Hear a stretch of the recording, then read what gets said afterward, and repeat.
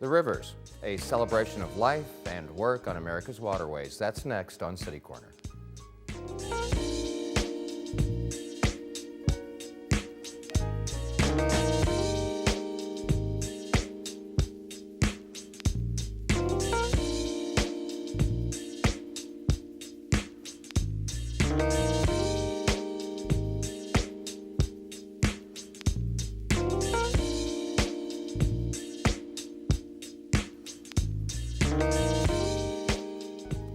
I'm Steve Potter, and welcome to City Corner.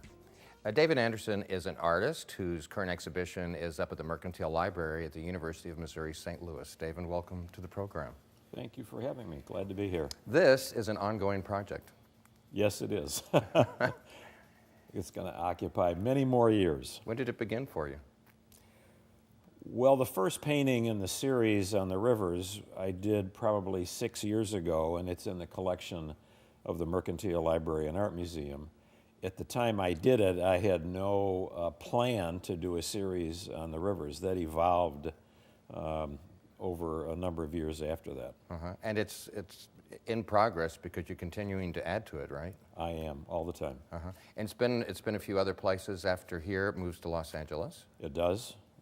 July, August, September, it'll be there. And in 2018, it comes back to Evansville, and then Erie, Pennsylvania to the Maritime Museum there, and then on. Well, before we talk about the backstory, why don't we take a look at one of your paintings from the exhibition, and you can just tell us a little bit about it. And these were taken, or these are images from really across the country, a lot of different waterways, but what are we looking at here? We're looking at a dry dock in Cape Girardeau. The boat that's in the dry dock is a Corps of Engineers vessel. It's one of the oldest they own, and they were going to scrap it. But building that new lock and pier in southern Illinois, they decided they needed a workboat. But this was so old and tired it needed work. So this is in Cape Girardeau, and they're trying to give it a few more years. A few more? There are about 45 paintings in your exhibition currently, correct? Yes. And so eventually, how many? 65, 70. Really? Yes. Do you know what the rest of them are going to be yet? Generally. I know the areas I haven't covered as completely as I would like to. New York Harbor, Hudson River, Chesapeake Bay. I'm currently working on 3 paintings from the port of LA, Long Beach, and San Diego. And well, I should mention too, since you're here, that you do have quite a few also from this general area, the Missouri and the Mississippi. I do, yes. Port of St. Louis, do you call that the Port of St. Louis, or did I just make that up? No, I think that's an accurate description. It's an extensive port. There's a lot of river frontage devoted to it, many miles. Right. Well, I want to talk to you a little bit about the importance of our rivers, but let's look at another one of your works from your exhibition. That's beautiful. That's Naval Academy 44-foot sloop out on the Chesapeake Bay with the chapel dome from the Naval Academy in the distance. I went to the Naval Academy, graduated in '65, and sailed for a time when I was there. But here, a year ago, I was out on the water with the sailing team, and this painting, which is quite large, actually, resulted. Well, you're living here in St. Louis and working out of St. Louis mostly now. What's your St. Louis connection? Why are you here? Because you didn't grow up here. I did not. I grew up in Chicago, went to the Naval Academy, 8 years in nuclear subs, then I ran companies for 35 years. Was commuting here when I was managing partner of a privately owned company, and then finally decided the commute was just too much and moved. How do you like it? We love St. Louis. We love it. Would you ever live anywhere that didn't have a water port? I would not.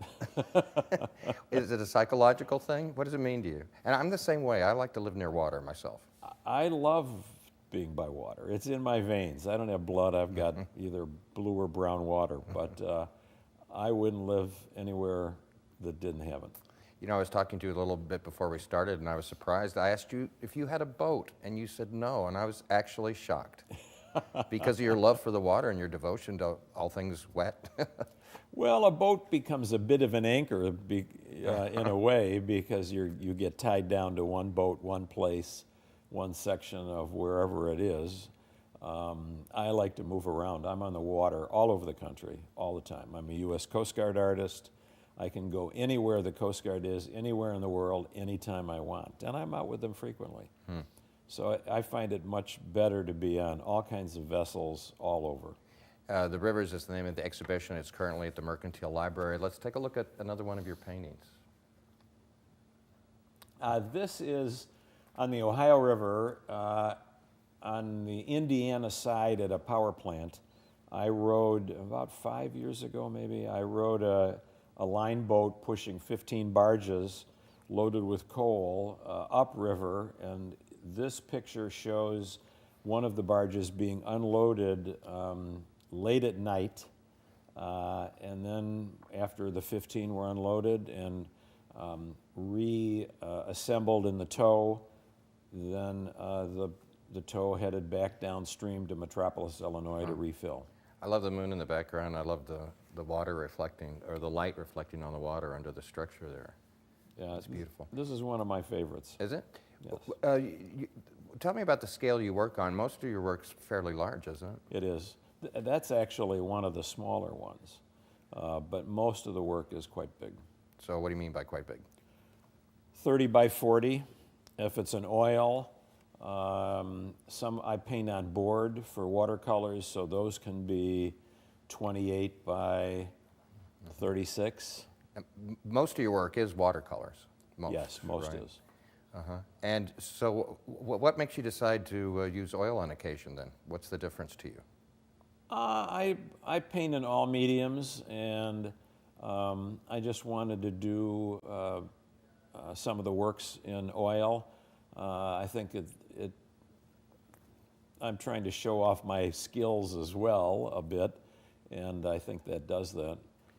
I'm currently painting the USS Iowa, the battleship that's in LA Harbor, and with 3 or 4 container cranes looming in the background. It's a nice mix of today and yesterday, and it's coming along fine. So do watercolors and your oils, do they look alike, or do you do different things with a different medium? Different, I do. Can you explain that to me without being too complicated? Well, the watercolors, every painting has an important center of interest. But in the watercolor, outside of the center of interest, frequently things are more suggestive and not realistic or representational. Let's take a look at another one of your paintings, From the Rivers.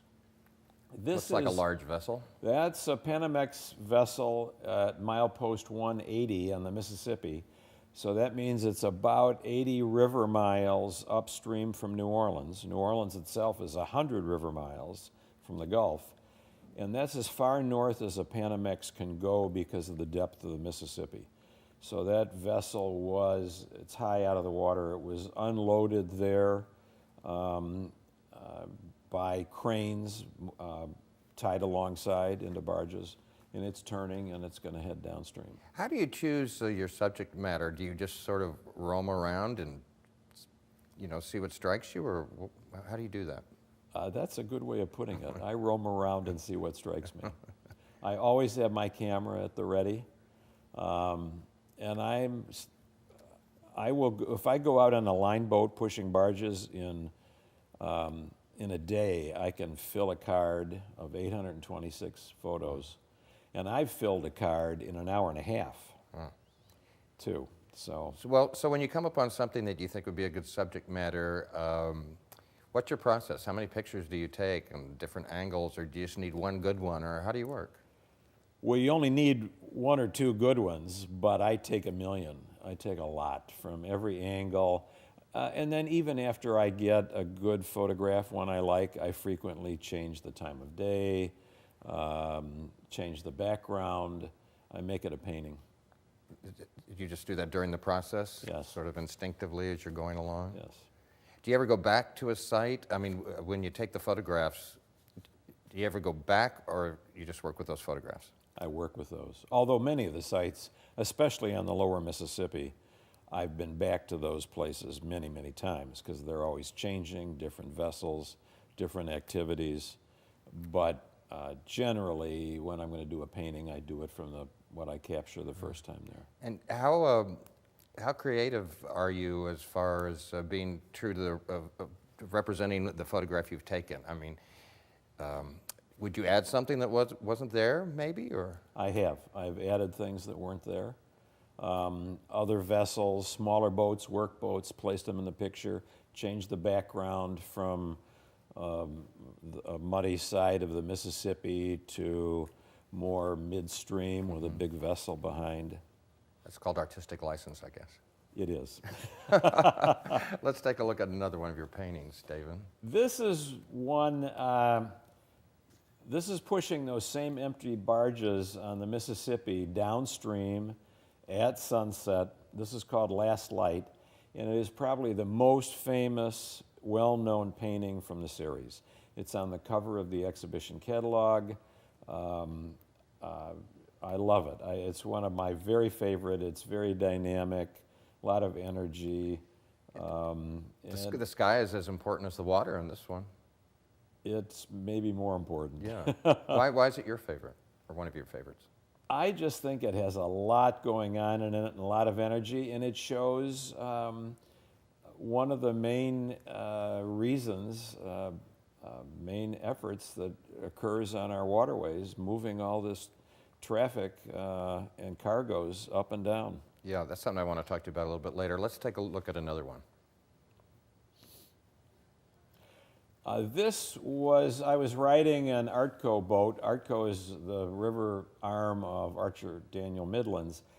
And this was coming into St. Louis. You asked me a minute ago if I ever change anything. This is a good example of that because we were pushing these barges downstream, coming into St. Louis at noon on a cloudless day with bright sun, bleaching everything out. And I decided I didn't like that, so I made it at sunset. It's beautiful. It really is. We're Thank talking you. with Daven Anderson, and The Rivers is his new exhibition. We do need to take a break, and we'll be back and share some more with you right after this.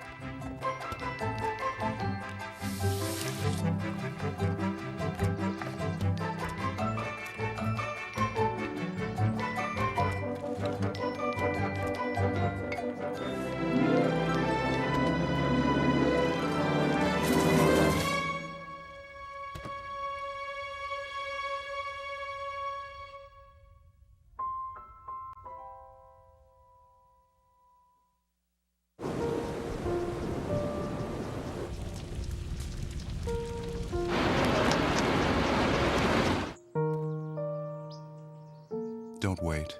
Communicate. Make your emergency plan today. When they test you,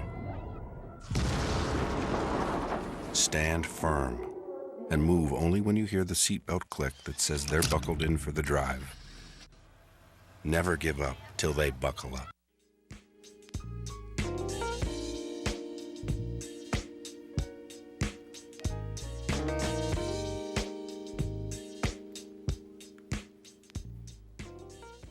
I'm Steve Potter. Welcome back to City Corner. We're talking with artist Daven Anderson today. His exhibition, The Rivers, is currently up at the Mercantile Library at the University of Missouri, St. Louis. And Daven, just sort of recap, it's your observations, impressions of America's ports and major rivers, really pretty much across the country. Across the country. And how much time do you put into travel, I guess is what I'm asking? A lot. And really, I need more painting time because it takes so much time to get around and then spend time on the ports and on the rivers. You just got back from a conference somewhere. I did, in New Orleans, the annual conference of river executives. It's where I get to meet people so I can thumb rides. So you mentioned that you were a Coast Guard, your official Coast Guard artist? Correct. So does that mean they just kind of take you wherever you want to go? I can go anywhere in the world the Coast Guard is, at any time. Let's take a look at another one of your paintings. This is again on the lower Mississippi, milepost 174 to 180. It's a workboat. The title of the painting is Workboat Captain, and a workboat is a vessel that takes the crew out to the cranes that are loading and offloading the Panamax vessels out there. And they take parts and meals. Those cranes have to work 24/7. Doesn't make any difference if it's Christmas, Easter, 4th of July, they never stop. What kind of life did this guy have? Probably pretty good because they're very high-paying jobs. Really? Yeah, But I imagine they're away from home a lot, I guess? No, they're not because they work out of one section of the river. They're not like an over-the-road truck driver. They're there. Have you found any commonalities in the people you've met along the way, people that work and make their livelihood on the rivers like that? What can you tell me about those people? They love the water. They love what they do. They also feel that the general public does not fully understand how important the rivers are, how important their work is. And that's another mission or focus of the exhibition, is to let the average American begin to understand what goes on and how important it is. Can you give me a little Reader's Digest version of that? You're right. I don't think most of us realize the importance of the rivers, particularly, I guess, in the earlier, not only now, but earlier times in our country when riverways were the interstate highways of their times. Everyone back in the 19th century understood how important the rivers were. They traveled on them, goods moved on them. Now they drive over a bridge and look down and they go, "Which river is that, honey?" But the Port of New Orleans, as an example, is the largest port in the Western Hemisphere, one of the largest in the world. It serves about 35 states and 2 provinces in Canada. A huge tonnage goes through that port. 30 vessels a day enter the Mississippi. And of course, that means about 30 leave every day. Very busy. How about the Mississippi right here in St. Louis? How busy as far as commerce is that? Very. What passes our door and then gets loaded and offloaded here, it's a very busy and important port. Let's take a look at another one of your paintings from the rivers. That's a picture of the same workboat that we just saw the captain of on the inside shot. It was somewhat of a portrait. And this is called Heading Home. That's the crew that came off those 3 barge-mounted cranes that were offloading that Panamax vessel. Let's go to the next one.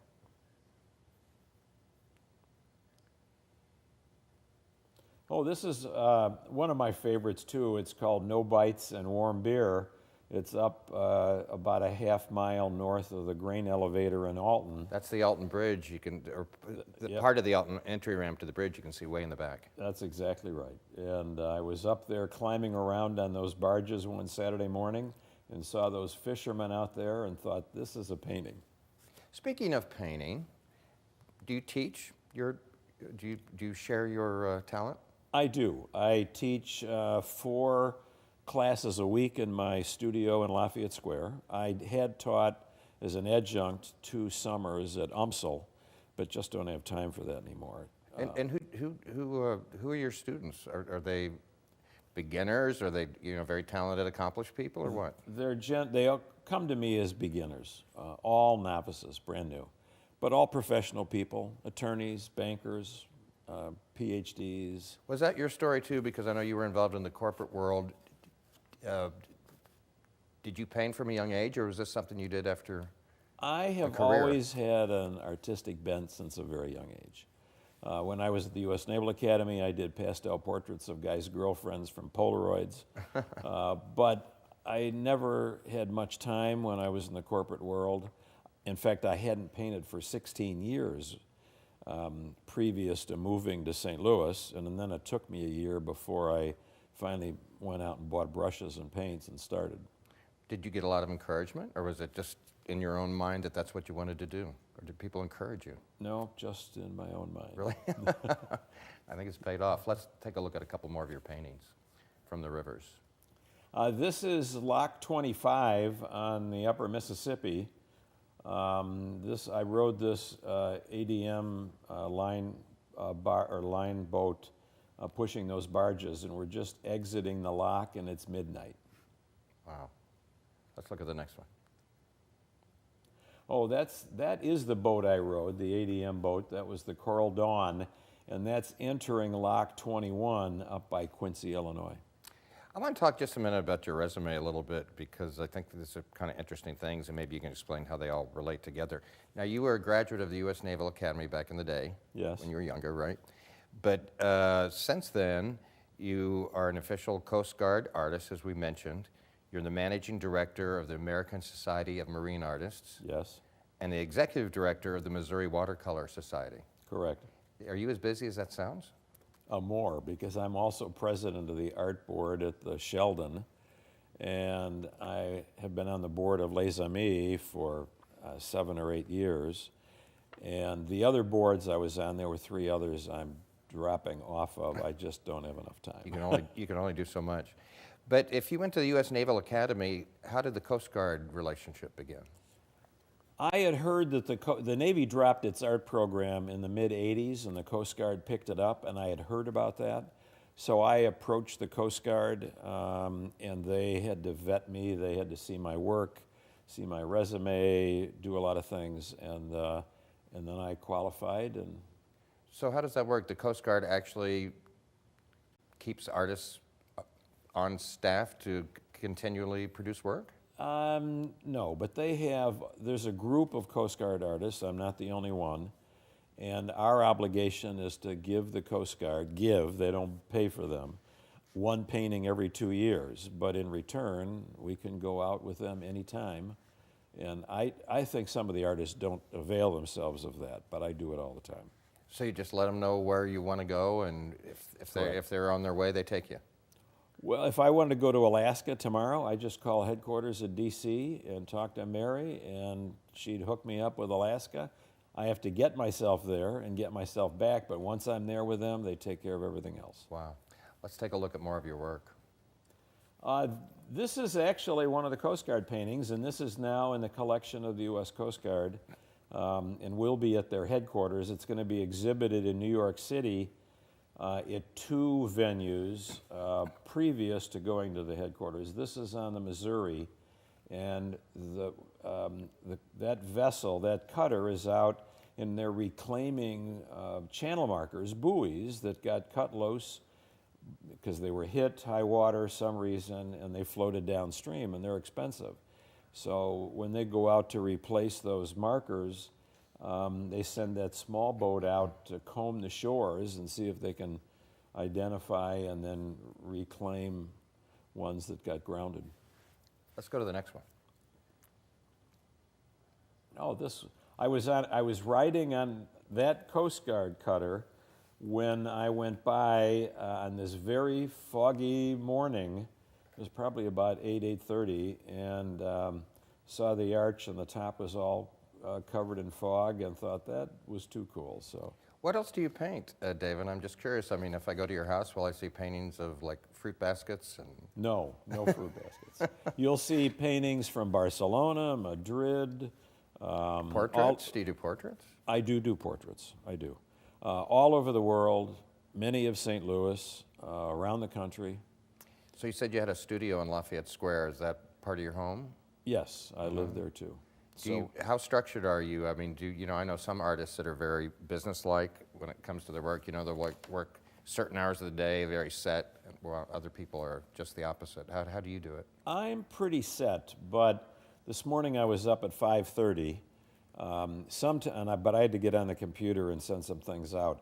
But many times at 5:30, I'll be in an old pair of pajama bottoms struggling over a painting with the lights on in the studio, and all the dog walkers with their noses pressed to the glass trying to see what I'm doing.